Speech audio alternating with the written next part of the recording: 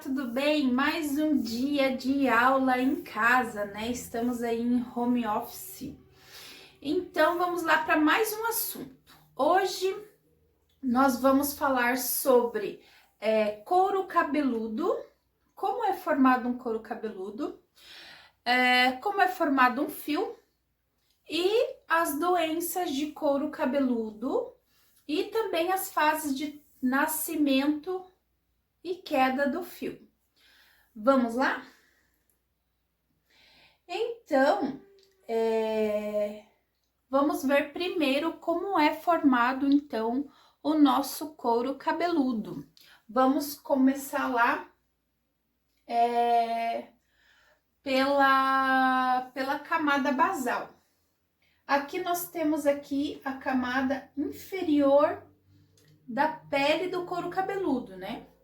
Então, nós temos aqui a endoderme, que é a base, a camada basal do couro cabeludo.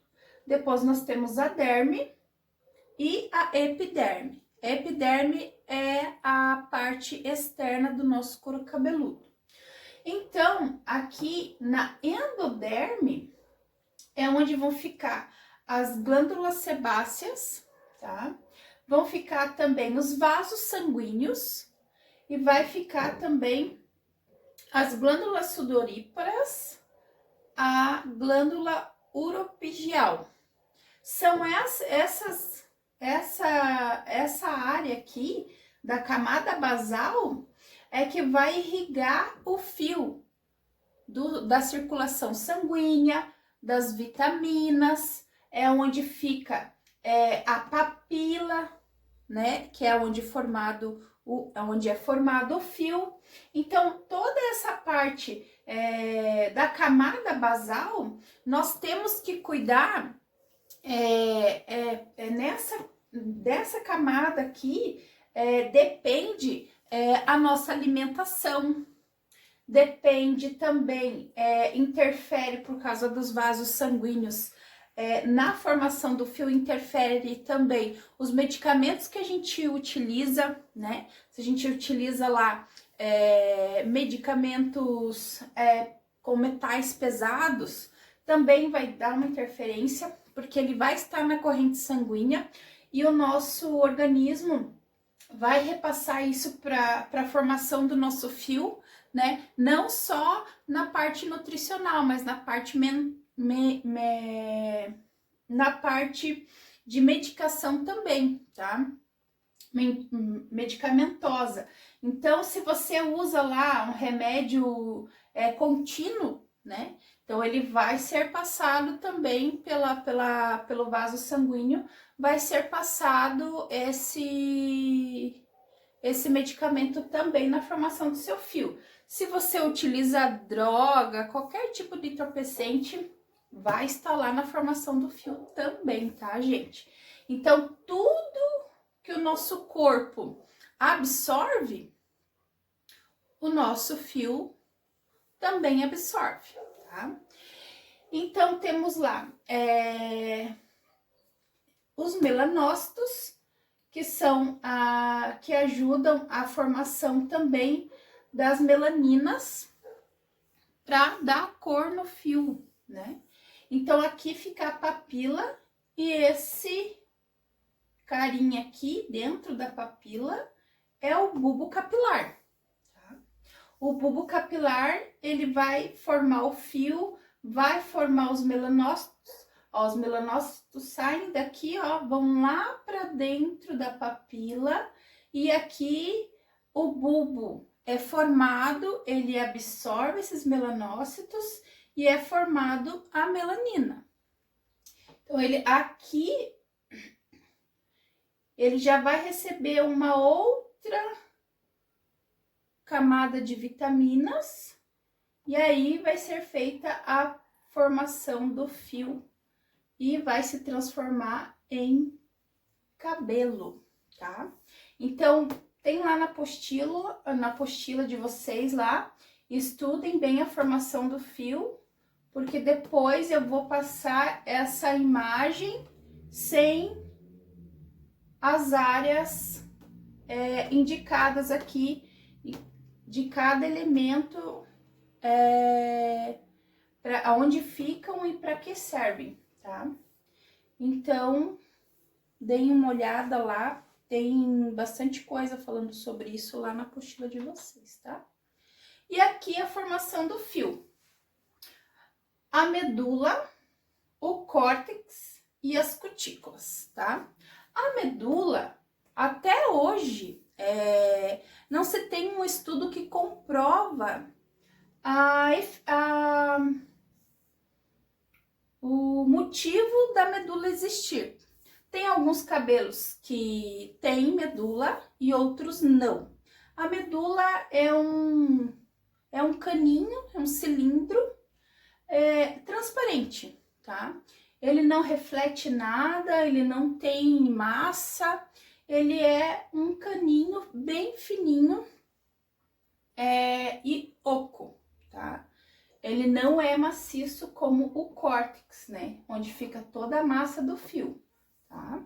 Então, no córtex, nós vamos ter aí toda a massa, queratina, nós vamos ter proteínas, tudo que é para a massa do fio, para a fortificação do fio, vai estar dentro do córtex. Assim as melaninas também, tá? Na cutícula, dependendo de cada pessoa, tem uma quantidade diferente de cutículas, tá? Normalmente, uma pessoa tem de 17 a 19 camadas de cutículas, uma sobreposta à outra, tá?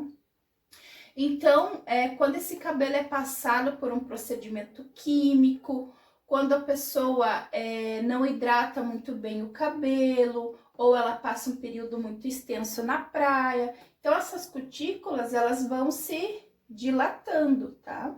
Então, vai se perdendo cutículas, e se caso eu perca todas essas camadas de cutícula, principalmente isso acontece numa descoloração, eu vou acabar perdendo esse fio. Ele vai ser cortado, vai ser quebrado, vai se partir naquela parte onde eu não cuidei ou fiz uma descoloração muito forte e acabei retirando toda essa proteção, né?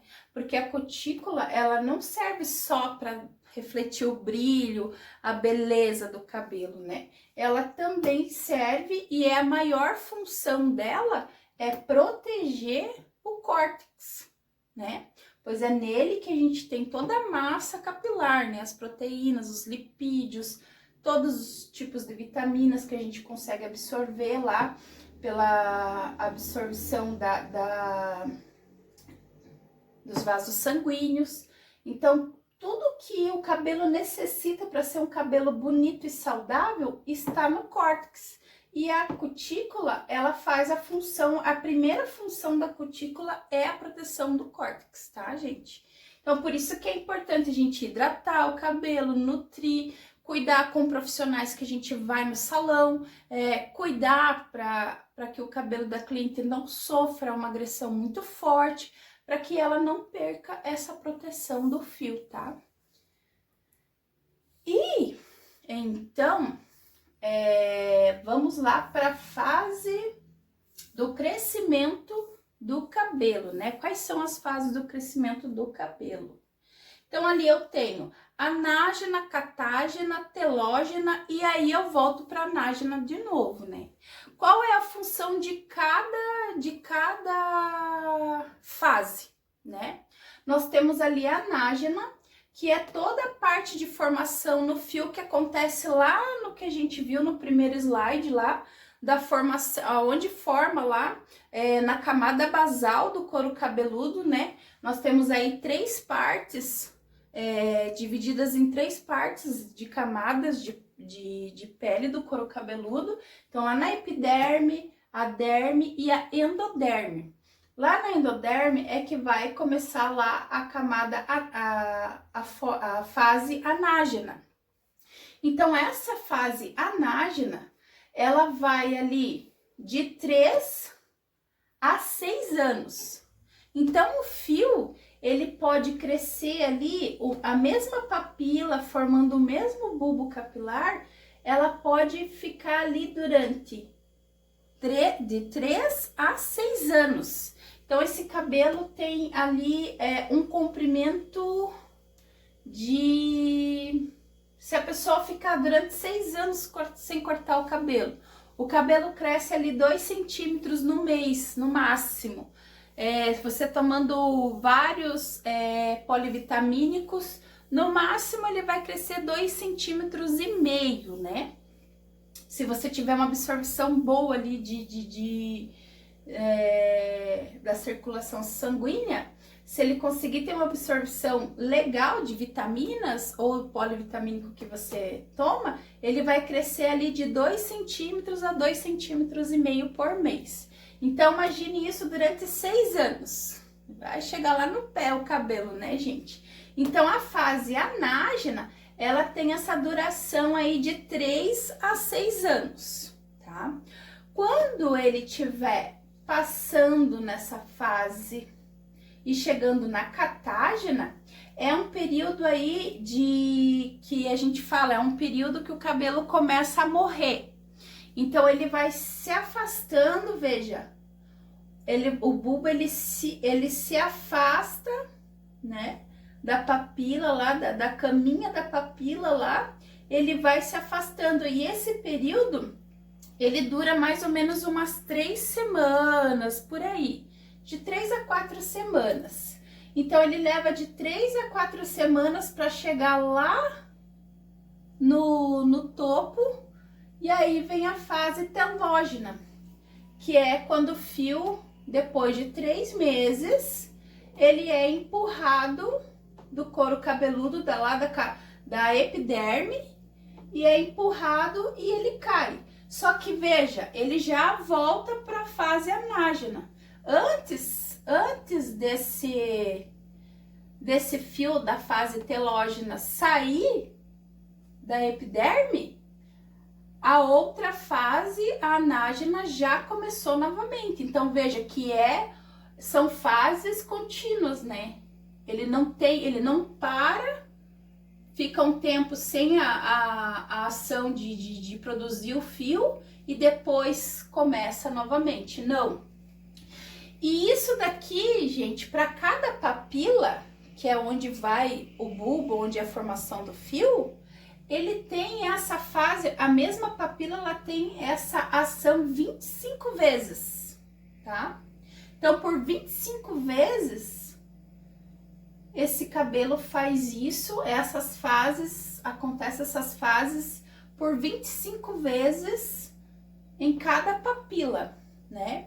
E você vai lá, voltando lá quando você é criança ou pensa aí no nenenzinho mais próximo que você conhece. Não tem uma parte do cabelo do neném que cai primeiro ou cai depois, uma parte que fica mais comprida. Esse neném aí, você vai conseguir deixar esse cabelo bem aparelhado, bem certinho, cortar todos os fios quando ele tiver quase 2 anos. Porque até então, você vai perceber que o cabelo do neném não nasce todo como um todo, né? Ele cai em uma parte, ele fica comprido, às vezes só em cima, só na lateral. Então, essa fase de queda e nascimento acontece lá junto com o período de nascimento. Então, quando você perceber lá que essa parte do neném caiu em tal época do mês e aqui ainda continua comprido, depois de 3, 4 meses caiu essa parte e começou a crescer a outra, e assim vice-versa, você vai perceber que ao longo da vida dela, essas mesmas partes do cabelo, essas seções, elas vão ter também as mesmas fases de queda e nascimento durante a vida dela inteira. Então, às vezes a cliente chega lá no teu salão e fala: Flá, cabelo tá caindo muito aqui, menina do céu, vou pentear meu cabelo, é bem nessa parte aqui que tá caindo aqui. Nossa, cai muito. Aí você vai pegar lá, vai ver mais ou menos o período da data do aniversário dela. Quanto mais próximo do aniversário, gente, geralmente passando um pouquinho da data do aniversário dela, vai ser o período de maior queda de troca de fase do ano, né? Então isso é muito comum, né? Uma vez ao ano, durante ali 2, 3 meses, a cliente sente que o cabelo dela cai fora, numa quantidade fora do comum, né? Fora do normal. Então ela vai achar que ela tá com algum problema dermatológico ou é um problema de estresse, mas não é, gente. É só essa fase aí. Então vocês têm que ter essa troca, essa conversa com a cliente de vocês no salão lá, tá? Então aqui, deu para entender bem? Primeira fase, anágena, que é a formação do fio e o crescimento de 3 a 6 anos. Catágena é quando ele começa a se desligar da papila e começa a ser empurrado para a epiderme, tá? E aqui a fase telógena, quando ele já está caindo e já logo começa a fase inicial novamente do cabelo, que é a fase anágena, tá? Então, falando para vocês terem um papinho com a cliente para poder acalmar elas, tá? Porque vai ter esse período onde elas vão reclamar bastante que tá caindo o cabelo e tal, mas aí a gente pode perder de 100 a 140 fios por dia, né? Tem aquelas nossas clientes lindas e maravilhosas que ficam 2, 3 dias sem lavar o cabelo, aí o cabelo não é bem tracionado ali na massagem, na hora de lavar. O que acontece? Esse cabelo, às vezes, que é para cair de 100 a 140 fios por dia, ele acaba caindo ali 30, 40, 50 fios. E quando a nossa cliente fica 2, 3 dias sem tomar banho, aí ela vai lavar o cabelo dela, ela vai tracionar ali na lavagem ali e vai acabar caindo mais de 100, mais de 200. Então isso é bem normal acontecer, elas também acham que vão ficar careca, né? E tranquilamente que não vão ficar careca de jeito nenhum, gente. E é bem normal ter essa fase aí de queda e de nascimento. Quando a sua cliente chegar no salão e reclamar que o cabelo dela está caindo muito, você pega e faz o teste do secador, tá? Então você vai pegar o secador, vai pegar uma mecha do cabelo, é uma mecha onde ela reclame que está caindo em maior quantidade. Vai fazer vento contrário àquela mecha e vai mostrar para ela a quantidade de cabelo novo que ela tem na cabeça. Aí você vai dizer para ela, não, fica tranquila, que isso é uma fase normal. Olha aqui quanto cabelo novo você tem, está caindo, mas também está nascendo. Então, isso é muito normal, tá, gente? Vamos falar agora um pouquinho sobre as doenças do couro cabeludo, tá, gente? Quais são elas e o que fazer? Tá? Primeiro aqui, ó, nós temos a alopecia areata. Vamos falar um pouquinho da alopecia areata. Como é que ela se acomete, né? Geralmente, a alopecia areata, ela é relacionada a problemas neurológicos, né? Problemas de estresse, né? Ansiedade, depressão, síndrome do pânico, né? Por quê? Porque não tem nenhum estudo científico que comprove a causa por ação química, por alergia, por reação a qualquer coisa, né? Que aconteça com o corpo que faça esse cabelo cair nessa forma de rodas, né, de círculo, né? Então, constata-se que a alopecia areata, ela é relacionada a problemas psicológicos, tá?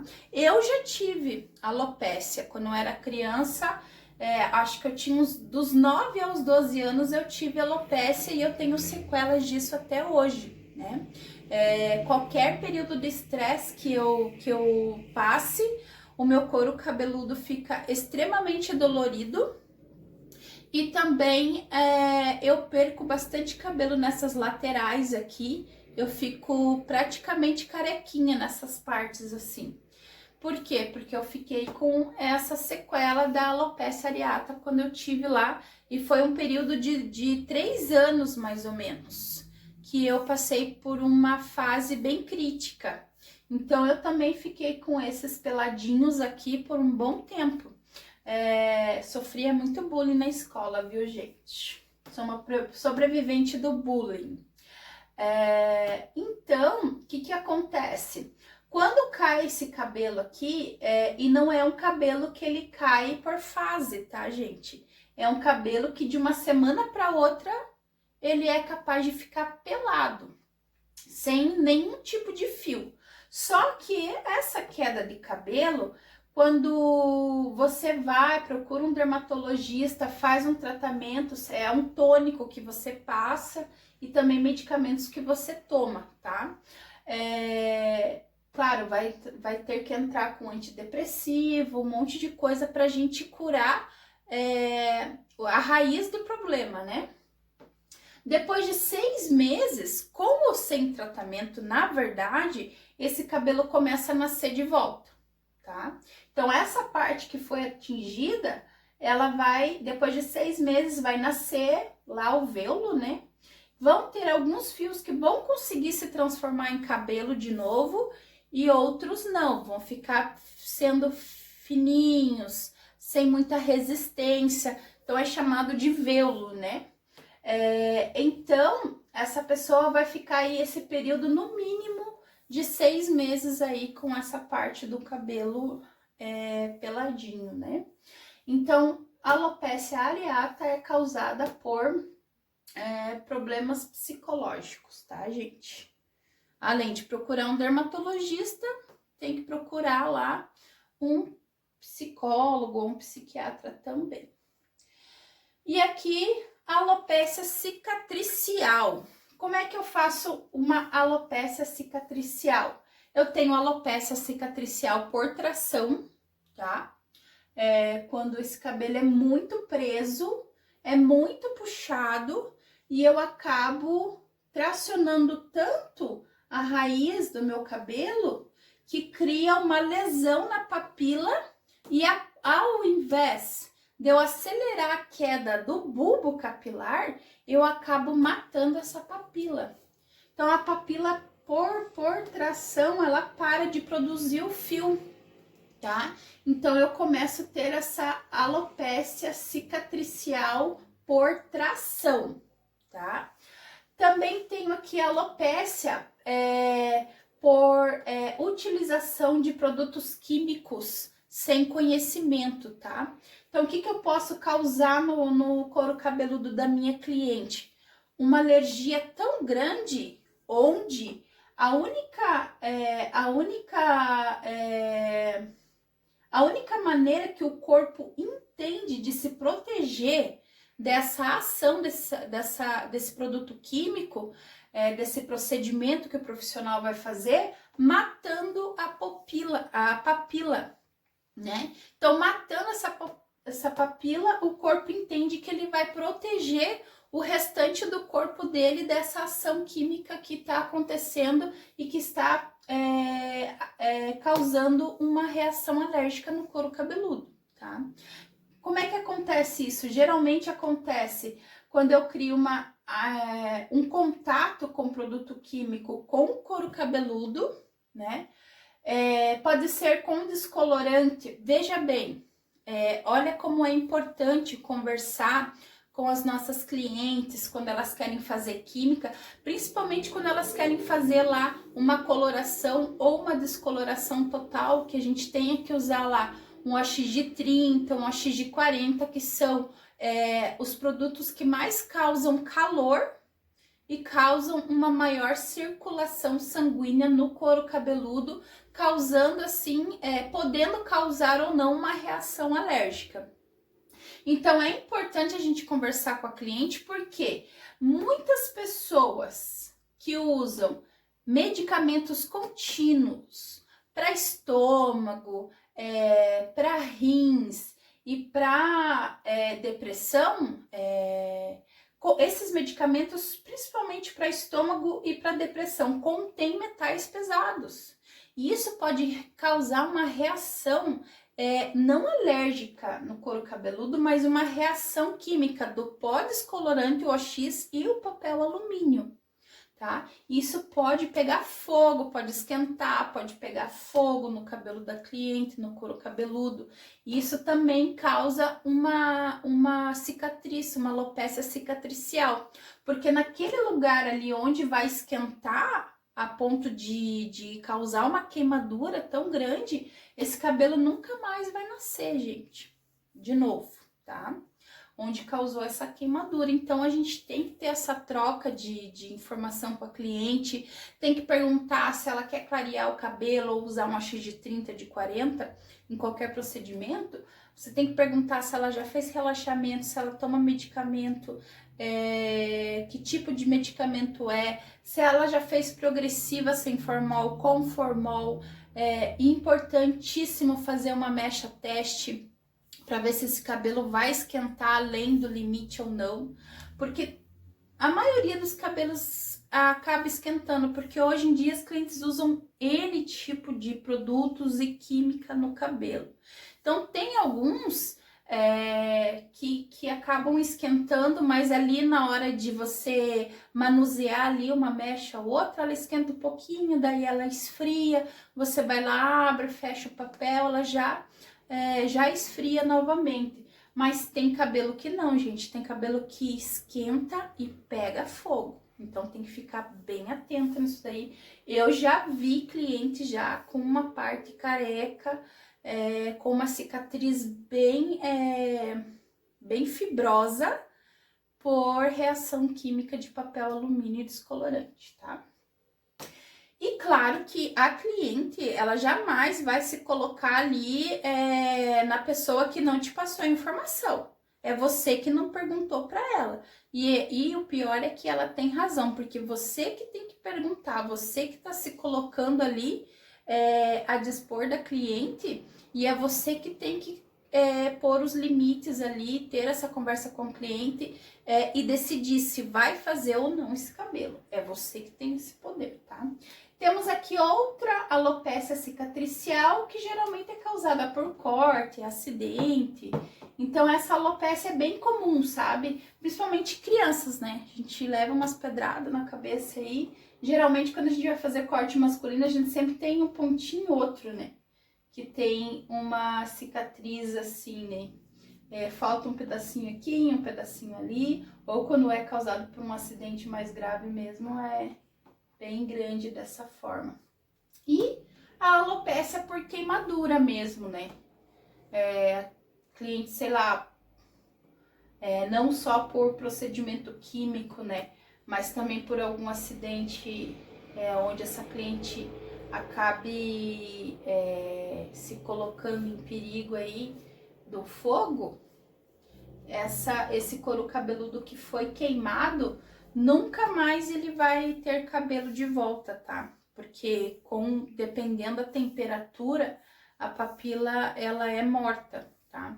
Então, passando de tantos graus, mesmo que não cause ali aquele enrugamento da pele, aquela fibrosidade da pele de queimadura, passando de certo grau, a papila morre e ela nunca mais volta também, tá, gente? Então, aí, essa é a alopécia cicatricial por tração, procedimento químico, acidentes e queimaduras. E temos também a alopécia androgenética, tá? Que é aquela que quanto mais velhos nós ficamos, vamos lá puxando a genética da mãe, do pai, do vô, do tio, da tia, do bisavô. Então aqui o cabelo começa aqui na vida adulta, né? Toda a formação do fio já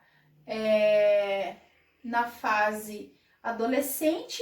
Quando a gente passa aqui para a fase adulta, você percebe aqui, ó, que a calvície acaba ficando mais côncava. Aqui já começa a outra, além de côncava, fica ali, ó, a parte do meio da cabeça também fica peladinha ali. E assim, conforme a idade, quanto mais velha a pessoa vai ficando, mais calva ela vai ficando, né? Então, para homens, isso acontece em maior incidência. Então, os homens têm a maior, vamos lá se dizer assim, entre 10 homens e 10 mulheres, 8 homens vão ter calvície androgenética e 4 mulheres vão ter, tá? Então, isso acontece mais pro homem do que para a mulher. Mas a mulher, quando ela tem essa predisposição genética, também acomete ali na parte ali dos 20, 25 anos, inicia essa alopécia androgenética, tá? Então, ela vai começar assim, pela parte do meio do cabelo, da cabeça, e ela começa a fazer uma abertura cada vez maior, podendo ficar inteiramente sem cabelo na parte de cima, tá, gente? E isso acomete por 100% genético, tá? Isso daí não tem outra explicação, hormônio, é genético mesmo, é do pai, da mãe, ou da bisavó, da avó. Às vezes tem lá gêmeos, às vezes um vai ter esse código genético, né? E o outro não, né? Então, isso aí é igual ganhar na loteria. Só que ninguém fica feliz quando ganha. E temos aí as doenças do couro cabeludo continuando. Temos aí vários tipos de reações do couro cabeludo, né? Temos aí o plúrido do couro cabeludo, né? Ou tinha, né? Que é quando o cabelo cria uma seborreia tão grande, que ele acaba criando ali uma inflamação e chega a sair pus do cabelo da pessoa. Então, a gente chama de prurido, tá? Então, fede, é bem fedido, é igual uma inflamação, é igual uma frieira, é igual, além da inflamação, tem bactéria. Então, geralmente é por falta de higiene, tá, gente? Quando chega nessa situação aqui, geralmente é por falta de higiene mesmo, tá? Porque ela começa aqui, ó. Vamos lá, desde o começo, então. Começa com essa caspa, né? Com essa caspa quer dizer que a pessoa já tem uma produção maior de glândulas sebáceas, né? Então, ao invés dessa pessoa lavar o cabelo com produtos que vão fazer uma limpeza profunda, que vão limpar esse cabelo, fazer tratamento com argila, produtos tópicos, ela não cuida, né? Então, essa caspa, se ela fica 2, 3 dias sem lavar o cabelo, ela vai se transformar na seborreia, tá? Que é essas cascas amareladas aqui no couro cabeludo. Então, ela parece um floquinho lá de floco de milho. É quase igual um floco de milho, viu, gente? Aí, se a pessoa não cuida desse floco de milho aqui, ele já começa a ter um cheiro estranho, já começa. Se você não cuidar dessa fase aqui, não procurar um dermatologista e tal, porque nessa fase aqui, a gente que é cabeleireiro, a gente pode resolver, tá? Então, nós vamos indicar produtos de limpeza profunda, produtos de tratamento farmacológicos, né? Que vão lá tratar, vão fazer um tratamento lá nas glândulas sebáceas, né? Vai melhorar a circulação sanguínea, então vai neutralizar essa ação das glândulas sebáceas em excesso. Aí aqui, já um tricologista, um fisiologista que vai resolver essa parte aqui da seborreia. Se ela não curar aqui, chegar nesse prurido aqui, só um dermatologista que vai conseguir sanar esse problema dela, tá? Mas isso daqui, esse prurido, ele também pode causar a morte da papila e também pode causar uma alopécia cicatricial, tá? Então, eu tenho que ter muita higiene com o cabelo também, tá? Aqui, nessas duas imagens, tanto masculina quanto feminina, é a psoríase, tá? É um problema também, é um problema considerado neurológico, né? Uma ação alérgica do corpo quando a pessoa tá no ápice do estresse ali. Então, a psoríase, ela dá no corpo inteiro, em algumas partes, em particular, em maior incidência, tá? Então, aqui, você nota aqui que é uma casca branca, né? Ela não fica tão avermelhada, mas ela cria essa casca branca e é uma casca que não solta igual aqui a seborreia, né? É uma casca que é do couro cabeludo mesmo. Então, ela tem que usar shampoos e produtos tópicos que vão melhorar essa aparência, tá? Isso não tem cura, a psoríase, tá? Então, a pessoa vai ter que conviver com isso pela vida dela toda, né? A partir do momento que ela adquirir ou que ela tenha as crises, né, de psoríase. E aqui nós temos aquela famosa caspinha, quando a gente usa muito produto ou quando a gente usa água muito quente, né? Que é aquela caspinha branquinha, fininha, para homens que usam muito gel, muita pomada para o cabelo, mulher que toma banho com água muito quente. Então, a gente tem essas casquinhas brancas, caspinhas, que é facilmente curada, né? Só parar de tomar banho muito quente e lavar o cabelo em uma quantidade adequada aí para manter sempre o cabelo limpinho.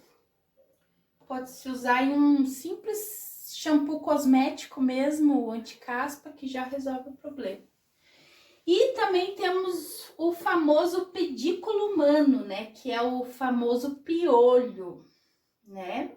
Geralmente acomete-se aí nas crianças, mas tem alguns adultos aí que acabam pegando aí justamente pelo contato com crianças, né? Aqui tem o pedículo e aqui tem as lêndias, que são os ovinhos do piolho. Tá bom, gente? Então, também, que geralmente crianças aí que tem piolho aí, que tem o sangue doce, como diz, né? Eu tinha o sangue docíssimo, meu sangue era diabético. De tanto piolho que eu já peguei na minha infância, gente. Mas é só cuidar aí. Hoje em dia o que não falta é medicamento para piolho, tem aquele comprimidinho lá que você dá para criança, ela já fica livre pelo menos uns 6 meses aí do bichinho. Então, aqui colocando lá, em quais casos eu posso atender e quais eu tenho que indicar um profissional adequado, né? Então, como eu disse lá, quando é uma caspa comum, quando é o início de uma seborreia, eu consigo ali orientar a cliente a lavar o cabelo mais vezes, a usar uma argila, a usar produtos que vão auxiliar nessa produção aí acelerada de glândulas sebáceas, né? Mas aí quando você vê que a cliente já tá ali com início de seborreia ali, indo para uma parte, indo para um nível mais acelerado, mais crítico, você tem que pedir para ela procurar um dermatologista, tá? Ou quando a sua cliente ela começar a reclamar de queda e você perceber que cada vez que ela vai no salão, ela tá com um espaçamento maior no cabelo, né? Aqui como nessa imagem, aí você pode indicar ela para um profissional dermatológico, né? Dermatologista.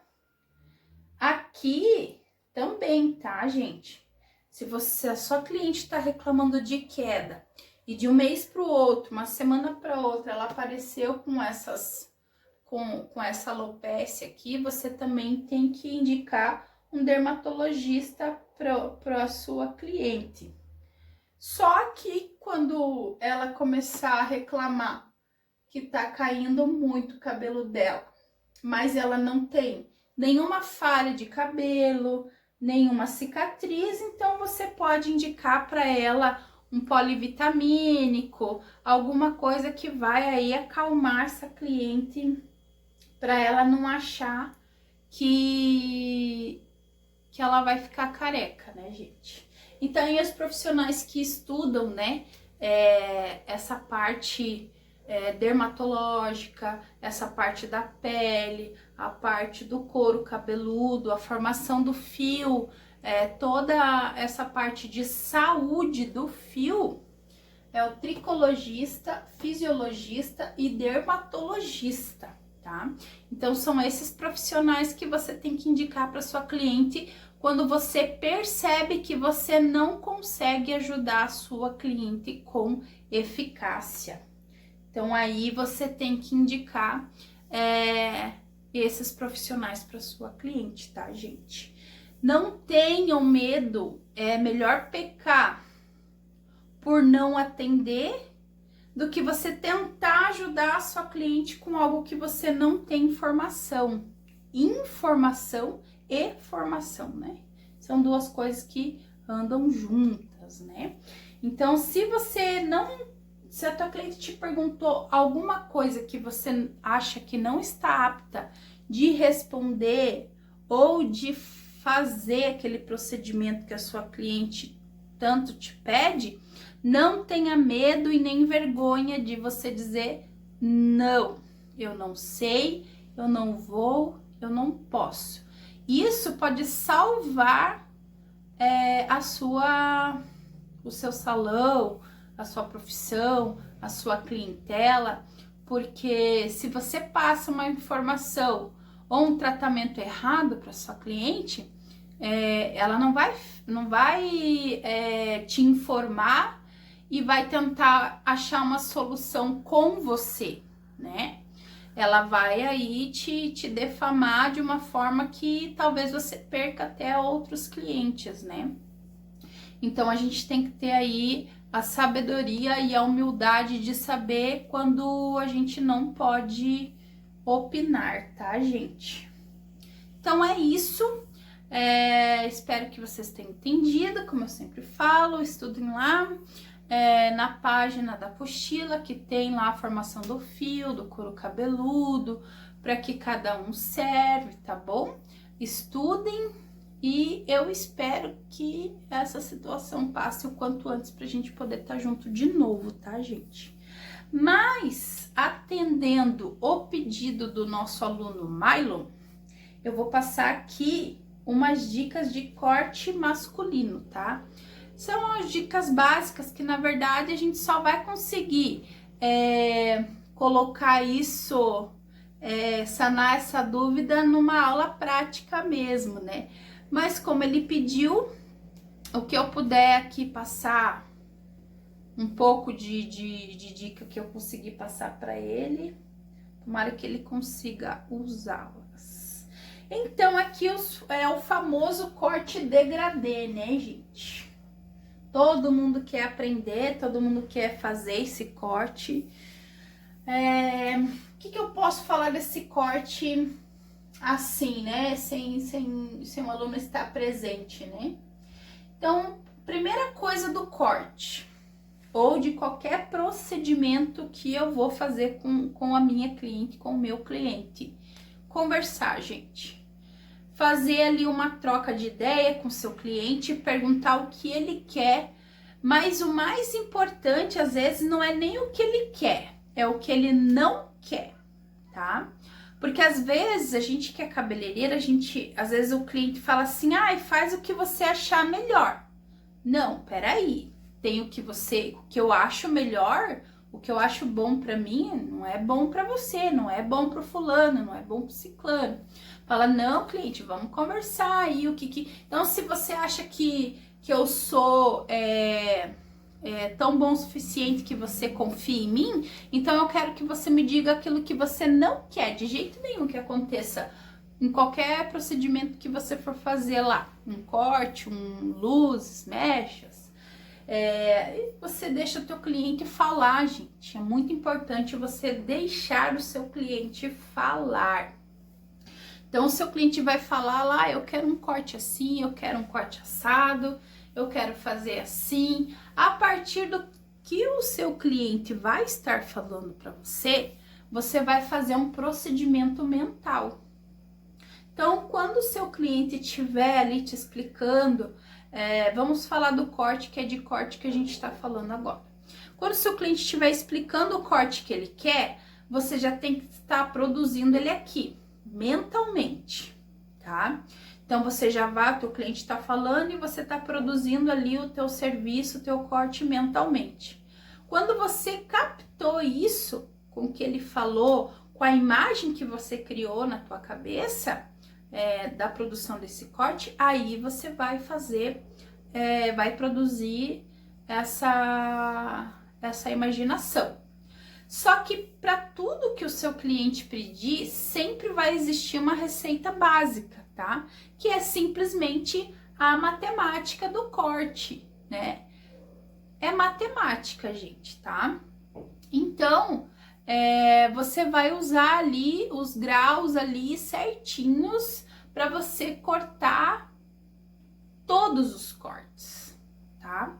Veja que em todo corte, a parte frontal sempre vai ficar um pouquinho mais comprida ou reta, tá? Eu nunca posso cortar a parte de trás, né, da nuca aqui, até essa parte occipital aqui, nunca pode ser maior que a parte da frente. Ela pode ser igual, maior nunca, tá? Então, veja, perceba que é sempre menor. Então, como que eu vou cortar esse cabelo? Como que eu vou saber qual tamanho eu faço aqui e qual tamanho eu faço na parte frontal e na parte posterior? Perguntando para o meu cliente, viu? Tudo você pergunta. Cliente, quantos dedos você quer aqui na frente? Quantos dedos você quer deixar o tamanho do seu topete, vamos dizer assim? Eu quero cortar tudo, quero passar a máquina 2, a máquina 1. Então, você vai fazer tudo igual. Igual, gente, tá? Nessa parte aqui de cima da cabeça. Igual. Eu quero deixar 2 dedos na frente. Quero deixar de 2 a 3 dedos na frente, mas eu quero todo ele no mesmo comprimento em cima. Então, eu vou cortar todo ele no mesmo comprimento, tá? A parte de cima do cabelo é essa parte aqui, tá? Então, a parte de cima do meu cabelo, geralmente, é a parte do pescoço com a parte de cima, Deu para perceber aqui, ó? A parte do pescoço é a parte de cima da minha cabeça. Essa parte já é a parte depois da área do pescoço da minha cabeça. Eu tenho a parte posterior da minha cabeça. Então, aí eu já vou começar a cortar esse cabelo em linha reta, né? Em volta da cabeça, né? Envolto. Então, aqui, geralmente, eu vou seguir o que o meu cliente escolher lá na frente. Veja, aqui, ó, pescoço, eu vou fazer uma medida. Então, dessa parte pra frente, eu posso fazer essa graduação aqui. Se o meu cliente fala, eu quero 5 dedos no meu topete, mas atrás eu não quero tão alta. Então, você vai cortar nesse grau, ali, ó, 90 graus, até chegar no final da parte de cima do cabelo.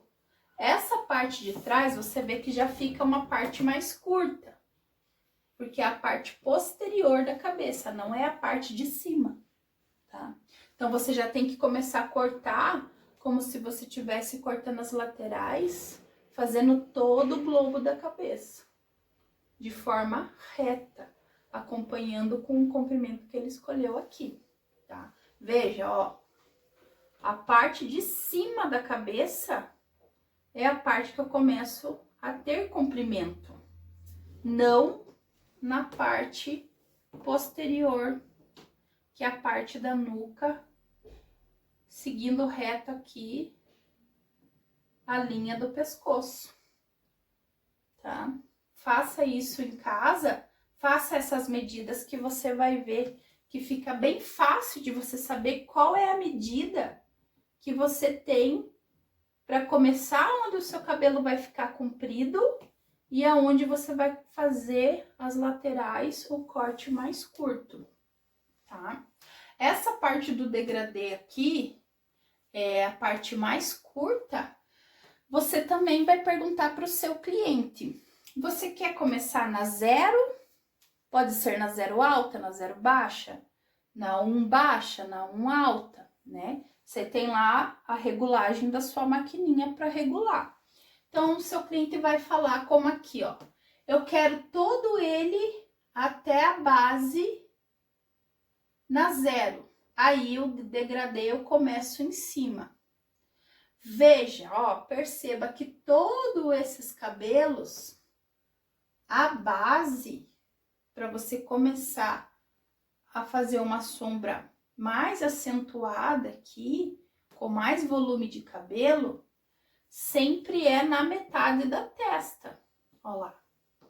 Na metade da testa, eu começo a fazer um degradê com mais volume de cabelo. Daqui para baixo eu tiro mais. E da metade da testa, eu permaneço com uma quantidade maior de cabelo, tá? Eu nunca posso passar desse limite para cortar a lateral de um cabelo. Senão, se eu passar aqui, ó, dessa parte reta, quando eu for cortar a lateral, eu não posso arredondar a tesoura para cá. Senão, eu crio um corte de cabeça de ovo, olha aqui, ó. Isso a gente consegue ver bem no corte militar. Olha aqui, veja como esse cabelo segue reto para cima, tá? Ele não tem um arredondamento da cabeça, tá? Ele não cria um corte oval aqui na cabeça. Então, ele é cortado reto e a partir dessa base reta, eu vou fazer o comprimento da parte de cima, tá?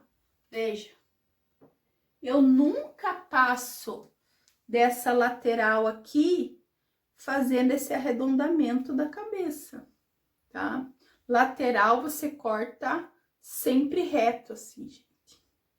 Nunca pode descer o dedo pra parte de dentro da cabeça, tá? Sempre reto a lateral. Reto, dedo reto e firme, tá? tá? Eu uso sempre a minha cabeça de base para segurar esse dedinho reto. Eu nunca posso fazer isso aqui, senão eu vou criar uma cabeça de ovo, tá? E eu nunca posso passar dessa lateral para cá, tá? Porque a cabeça eu tenho que acompanhar conforme a matemática da cabeça da pessoa ali, ó. Então, eu tenho que fazer esse corte lateral com meu dedinho sempre reto, tá, gente? Então, tem que ficar atento aí nessas bases aí, que independente do corte que você for fazer, essa receita não muda, tá? Conversar com o cliente, perguntar o que ele quer, perguntar o que ele não quer, que às vezes é muito mais importante. Não ultrapassar o limite do meio da testa para cima. Não fazer um arredondamento da cabeça, curvando o nosso dedo da lateral para dentro da cabeça, né? Na parte superior da cabeça, né? Para não causar um arredondamento da cabeça com o corte.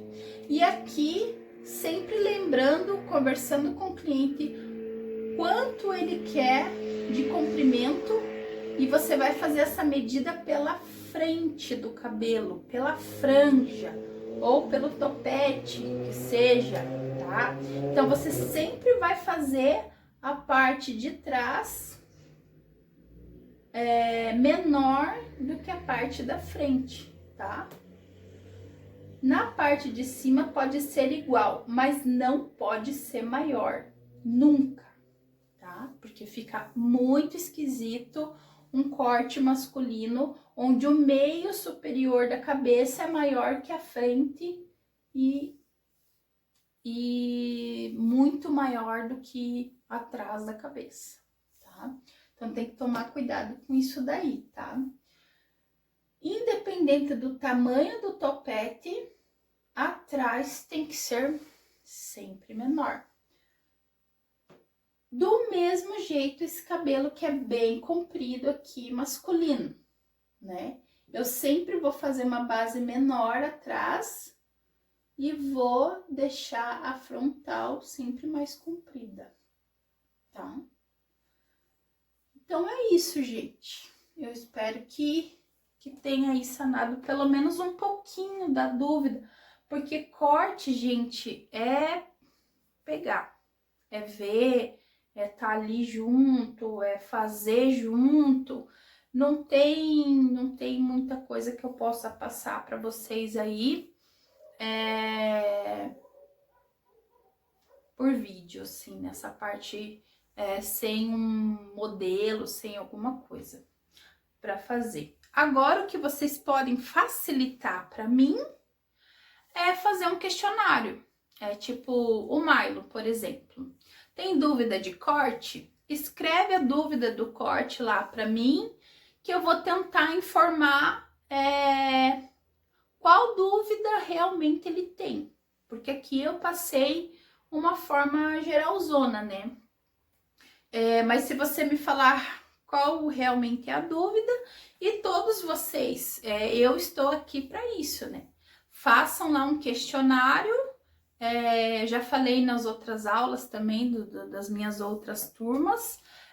Vocês têm aí 10 perguntas, cada aluno tem 10 perguntas, é um questionário para fazer, e eu vou responder todas essas perguntas. Então, aí a aula que vem a gente pode fazer sim uma aula de perguntas e respostas, tá bom, gente?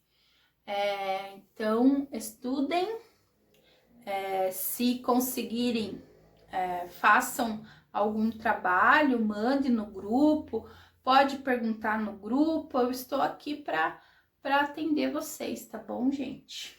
Beijinho, tchau!